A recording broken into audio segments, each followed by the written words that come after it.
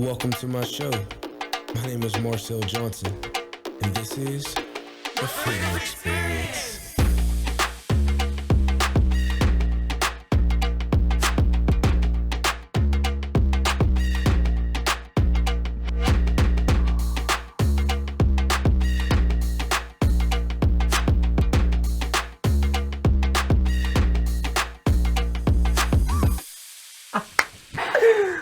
Hey, welcome back to the Freedom Experience. My name is Marcell Johnson. I thank you guys so much for tuning in. Thank you guys for going on this journey with us. You know what I mean? We learn a lot and we grow a lot. But I ask that you would comment, like, subscribe, you know what I mean? Tell your peoples about it. But today, man, I have somebody here who I love, who is just adorable to me. I love her so much. Her name is Paige Nicolet.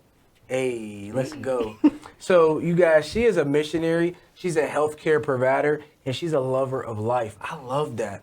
You know, sometimes I ask people what they want to be introduced, you know what I mean, as, and sometimes I just do it based off the spirit. But I love the lover of life. You know what I mean? The missionary is great. The healthcare provider is necessary, but the lover of life. Can we talk about that? Yeah, let's do it. What encourages you to be such a lover of life? Jesus, for sure. Jesus. From the door. My family, my mom, my sister. Yeah. Just a strong family faith. Wow. Were you always so like loving, optimistic, and free, or was that something you had to kind of like acquire? I've always just had joy in my heart. I have gone through some hard times of just being angry. I used to be very angry as a child, but wow. Growing and going through my faith, having my sister who has incredible amounts of faith and just loving me unconditionally like Jesus does, has really stemmed my love of life. That's what's up, like, and it shows, and just your personality, like, God shines through her, you know what I'm saying, and she's way more, she's free, and she's just, like, fun and exciting to be around. So, tell me about the missionary work. When I said missionary, y'all, she was like, I'm not really like a missionary, like, I do service. She's humble, so she's like, you know, but tell us a little bit about the missionary work that you do and how it changed you. Yeah, so I do short-term missions with my church back at home in San Diego. She's from San Diego.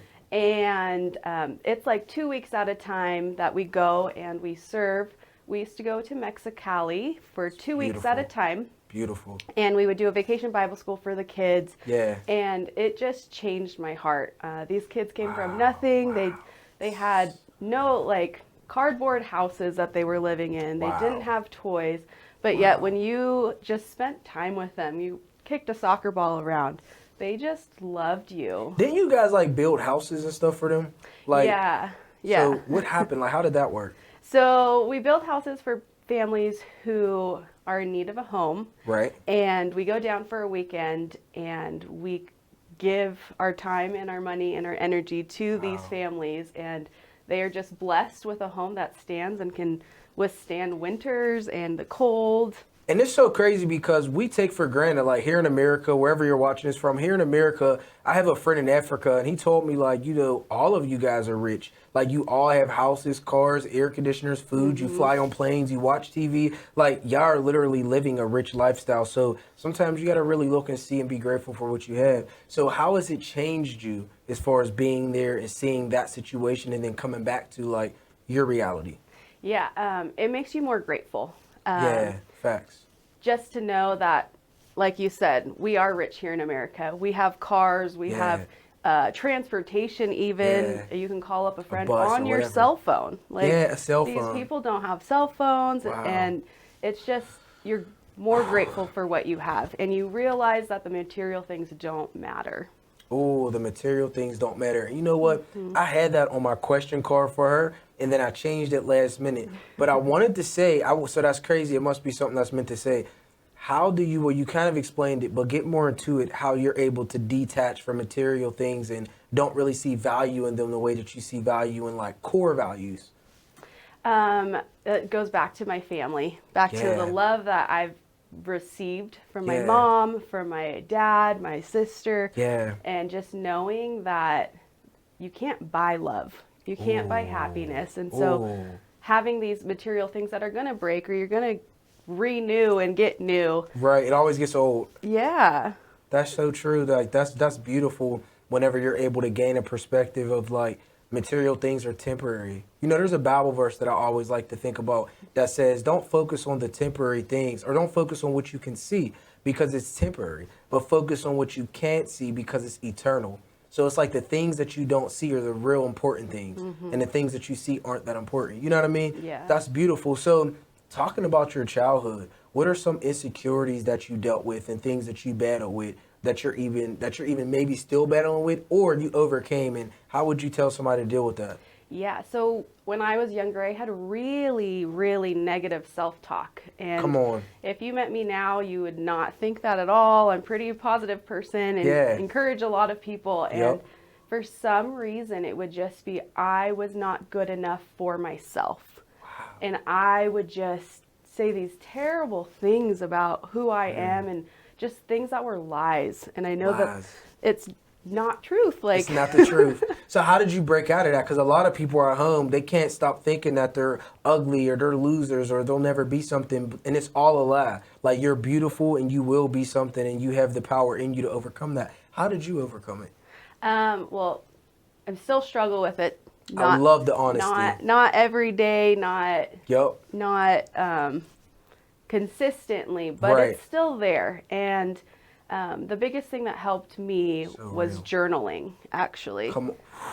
Yes, And- get into it. And so Yes. I would journal all of my prayers, and I would look back. Yeah. It would take like a month, and I would look back and I'd read through my prayers, and I would see how God was working in my life. Oh. And I would see the little things like, oh, you did change that. Oh, that You did answer was that prayer. flipped. Yes. Wow. And so it wasn't an immediate thing. It didn't happen overnight. I had to work on it. My mom helped me a lot with, if you have one negative thought, have 3 positive thoughts about yourself. I love that. And that just really helped. Knowing So journaling your prayers and journaling your feelings and your emotions and talking to God through journaling, and then waiting a while, giving God some time to work, and then looking back on what you journal and see how God has really helped you. Because a lot of times God answers our prayers, but we forget that we even prayed for that, Right. or we're over it now. Right. It's like God secretly answers your prayers when you're over it. It's like, I'm over it and you answer it, but you don't realize the only reason why you're over it is because He answered it. Right. Or So he deep. answered it in a way you'd never thought. Exactly. So sometimes you have to open your eyes to see what God's really doing.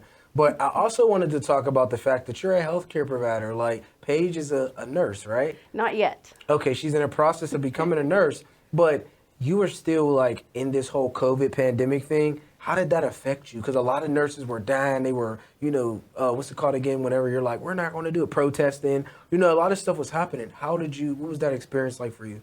Yeah, so I actually got to work in a hospital during this time of COVID. Wow. Okay. And I was in the patient relations department. And so I like to love call that. myself the hospital cheerleader, like Spirit Squad, essentially. It fits her perfectly, yo. Like, that would be a perfect job for you. Yeah, and I loved it. And so I would go every day to the hospital, and I would see my staff just so down and so sad. Wow. And so I just thought, how could I lift the spirits here? Like, Wow, come on, life. and so I would do crazy things like build posters for every department and then ask my marketing director to go and take pictures of them. I one night had Creativity. I had my sister and her friend come chalk the outside of the hospital for like Wow. little quotes that would help raise spirits and just things like that. I had little coupon cards that I would write nice little thank yous. I asked the community to write thank yous to the hospital. Do you guys see the light in her? This is what I'm talking about. She's just like a natural lover of life, and she radiates and gives other people life. So sometimes you got to get creative with what you're doing. You got to get creative in bringing light into your situation. Put writings on your walls. Like, if you're sad, put like joy, freedom, peace all over your house. Write it or print it out, whatever, pictures of that type of stuff, because that stuff really does make a difference. It does. So did COVID affect you personally or anybody around you? Being in the hospital, I saw a lot of people pass away, unfortunately, and it was Wow. really hard. And It's crazy. and I have had few family members and everything, but mentally COVID. I am such an extrovert and I just want to be doing everything all the time. Yeah. And so when COVID hit, I thought I personally was going to die because my schedule was clear. I had nothing to do. Like, and it was really the Lord just saying, you need to stop. Just be regular. You need to just trust the process. And so I did. I learned to find peace and where you were at. where I was at. So find peace where you're at. Matter of fact, can you take a second just to encourage the people? Tell them something like if they're hurting at home, if they're dealing with a lost family member, or they're feeling insecure, just speak life into them. If you are feeling down and you just feel like you have no purpose in life, just know you do, that you are enough and that you are truly loved. And if you don't see that, go outside, go look at nature and just know that the Lord has provided that to you. Wow, for sure. Go outside, get outside of your box and be at peace and be still in what you're going through. Don't rush to get out of it. There's a lesson to be learned. I also wanted to talk about, so listen, if you didn't know this, Paige always laughs and she always says like, I look so white, right? But really she's diverse, like, and there's a lot of different ethnicities in my family as well. But in your family, she is Mexican, and what's your dad, or what is it again? He is originated from Switzerland. Yeah. And Mexican. And Mexican, yes. So we talk diversity and we talk race here because it's important to educate each other on race and break, the barriers and build bridges so that we can put it together. So what are some things that you noticed growing up that had a little bit of issues with like diversity? Because you presenting and looking as a Caucasian woman, you're able to feel like, I might look Caucasian, but I still have diversity in me, so it still might affect you. How does it affect you? Or what have you learned? I think the biggest thing that struck out to me was when my best friend in high school came up to me and said, you are the first white person that I actually trusted. And I kind of just like stood back a little bit and didn't know how to take that because to me, I am also Mexican. I am not just white, but on the outside, I am completely white. Like you would not know. At all. And so it just hurt my heart that my friend who's Filipino, who looks black, but is also Mexican, just had that and like didn't have a good experience with white people prior to me. And that changed you to make you say, you know what, there is a bigger issue here. There is like a heart condition that needs to be changed. Yeah. And people need to be able to trust and love people. And that showcases like through her demeanor, through like the way she lives her life, you don't feel judged. There's no like racial barrier when it comes to her. So I think God strategically did that so that you were able to reach people outside of your ethnicity. You know what I mean? Yeah. Because you really do show mad love. Like she shows mad love no matter what. And that's what I love about you. So I also wanted to talk about good and bad relationships because she has good discernment. So if somebody like, how do you navigate being in good relationships versus bad ones? Boundaries. You have to know your boundaries. Okay. That took me a long time to realize too. Right. I love people. I will give the shirt off my back to anybody. Facts. But you just have to know where the stopping point is. Wow. How do you get that boundary though? By discernment. That was literally, again, just talking to the Lord, just knowing who to speak to, who to be in a relationship with, and not even romantically, just friends. Right. Yep. And just knowing like people come from different backgrounds. Right. And so I think I always give people a first try. I always give people a second try. Yeah. And another chance. Yeah. It just keeps going and going and going until you set yourself a boundary of if this person continues to do you wrong or they're just not listening to any of the wisdom that you pour out into them either. You need to release that. And it's okay. It's okay to set the boundary. Yeah. So my thing is like, you are just, I'm sitting here, y'all, like, I hope that it translates into your spirit, the type of spirit and light that she is, because it's really incredible. What are some of your long-term goals? Like, where do you see yourself long-term? Long-term, I want to be a nurse. Okay. After I think in December I get to graduate. Oh, wow. And Okay. take my boards for nursing. And Okay. so if I pass that, I will get to go, and I'm hoping to be back in the hospital. I love the Wow. hospital. You like working as a nurse in a hospital? It just seems like it's so hectic in there. Yeah, I guess I just like that. I also do foresee myself being a travel nurse at some point, and whether that's just in the United States or God Yo, willing. this is what I told her. Like, the fact that she didn't want to be called like a ministry. I mean, like missionary. I was like, that's really what God's going to do with you. So for me, I just see you going, becoming this nurse, doing great things, and then eventually traveling and being a nurse, doing missionary work all over the world, Yeah. bringing joy to people who are losing their life, their soul. That's beautiful, man. Like, that's a calling. So if somebody hasn't found their calling yet, well, how would you tell them, like, to find their purpose in their calling? What are some things that will help them identify it? Keep going, keep living life. Wow. And True. go with the things you love. All your hobbies, you have those skills for a reason, and tap into them. Come on. I always say that too, that like what you like to do, like this is your purpose besides God loving you, you loving him and the whole family, is you finding first and then using your gift in excellence in a significant way to bring people back to God, to care on his people. That's your purpose. You'll always win. So find what you like to do it with excellence, do it with significance where it stands out, and then do it for the right cause, which is to uplift people. And at the end of the day, you can't really lose with that. No. And that's what you're doing. Yeah. And you've been doing that. So how do you balance like being so positive, but then like the negative things that happen? I love encouraging people, like I've said, and I Right. just feel like, why not give people positivity? Wow. There's just so much negativity in the world Right. that I think everyone needs to experience that peace and that love and having that positive outlook. Just even, being it. even when they can't see it themselves. I think A lot that's of my times you favorite. can't. What? That's your favorite time to do it? Yeah, to just encourage someone. Yeah. So like you say you attribute all of this to your mom and your dad and your upbringing. What are some things that your parents did wrong? Because I always say our parents do things wrong and it's like up to us to learn from it. But then we end up having kids and doing stuff wrong too. And then they just learn from that. So what are some things that your parents may have done wrong that you learned from? Yeah. So like I said, I was an angry child, and Right.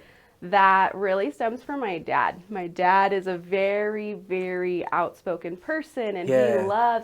he's awesome. Like in a room, like you'd be like, yep, he's my friend. He's super cool. He's the man. But yeah, but you know, we struggle with things, and he would get angry a lot of the times. And so Wow. me seeing that, I think really just stemmed Wow. like my ways of being angry and Wow. being frustrated. And it was really like the grace of God with my mom, just having that loving soul, and Yup. really like showing me tactics of like, this is not appropriate. Like love will really, like when it says love covers and conquers all, like for real. So your dad was kind of an angry person, and that Yeah. anger like rubbed off on you and you became an angry person, but it was through your mom combating it like with love. Yes. So whatever, if you're a parent and your kid has a difficult parent, like a father or mother, you can use love as a weapon to kind of override what they're being taught. So like if you're the child of your parent, if a mother is always doing stuff for a father, love. That's crazy, Yeah. man. Like that makes me so happy because I know for me, there's generational curses in my family that are being broken with my generation. And it's just like love is literally the tool that's being used to break all of it. So the fact that you said it, it just triggers something in me. You know what I mean? And I just want to say, man, I'm so proud of you and that you're doing incredible things, and that even though you're always encouraging other people, I want to encourage you. I want to tell you that, you know what I mean? You're going places, you're doing things, you will fulfill everything that God has for you. And at the end of the day, keep shining your light. In this darkness, keep shining your light. I'm proud of you. People are watching you, and you matter. You know, you tell everybody else that they matter, you matter. And your family and everybody around you needs you. And you're doing an incredible job. Keep that up. I'm so serious. Thank you. And I just ask y'all, man, that you would like that you would comment and you would subscribe, because this type of information that we share, it's legit and it's really like transforming lives. And I always like to close my show out with words of wisdom. So I want to ask you, what are some of your words of wisdom, like a mantra that you go by that you kind of helps you coast? Yeah, so my favorite Bible verse that I stick to every single day is Hebrews 13:8, and it's Jesus Christ is the same yesterday, today, and forever. And my life has consistently just been about change. Okay. And knowing that Jesus does not, and he stands firm in his promises and his truth and his love, just really brings me back to the focus of my life. And so I always go back to that verse. Wow. Yeah. Jesus is the same yesterday, today, and forever. Why does that help you so much? Why does that give you, what you need to keep progressing? Because he is stable in his life, and sometimes I'm not, and that's okay. But I know I have a foundation to go back to. An anchor. I love that, because even in my life, like in your life, things will, like when success comes or failure or loss or grief or family, things are always shifting. The seasons are always changing, but you can hold on to that one thing that is consistent, and that is Jesus, and he will not fail you. He never fails you. He's like the only thing consistently helping you win. And if you don't believe me, you'll sit back and you'll just keep watching us win, because at the end of the day, we're going to win. You got to join the winning team. You feel me? Team Eternal. That's right. Let's go. So, okay, well, y'all already know, man.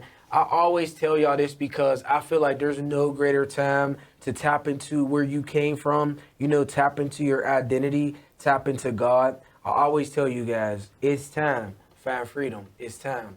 Find God. Hey, let's go, man. I love you so much. Thank you so much for coming on the show. I appreciate you. And make sure y'all comment, like, subscribe. And I love y'all, family. Peace. The Freedom Experience.